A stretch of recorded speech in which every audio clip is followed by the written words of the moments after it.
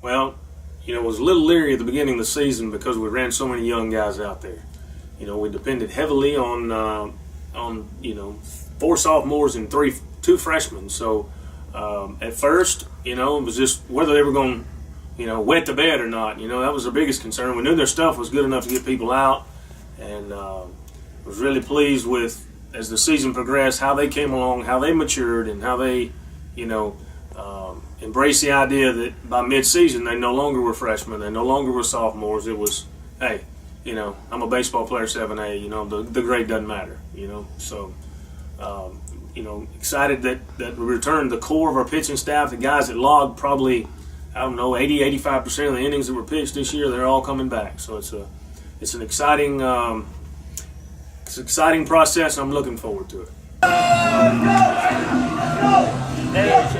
The one established role that we know we've got is our ones coming back, and that's Kyle Davis.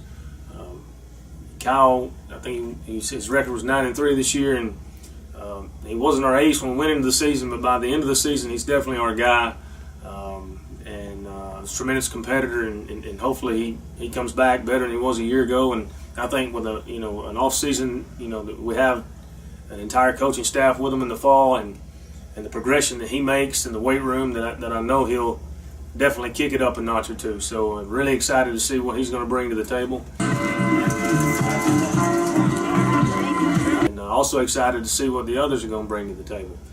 We thought at one point this year another one of our sophomores, Corey Mason, was going to be our 3. Corey's stuff was good enough to be our 3, but I don't know that at the time Corey, it's just the schedule that we played and the people that we played against. I don't think at the time he was really ready, but he logged a lot of big innings against real good teams, and do we believe he can be our number 2 or number 3 next year? Absolutely. Another, again, an off season where he's not playing football. He was a backup quarterback last year for our varsity football team. So him having an off season here, I think, will help him tremendously. Well, a lot of the young guys last year really struggled with throwing strikes. And I don't know whether it was intimidation. I don't know whether it was the fact that they just hadn't played a whole lot of baseball at a high level. But that'll be our main emphasis come January.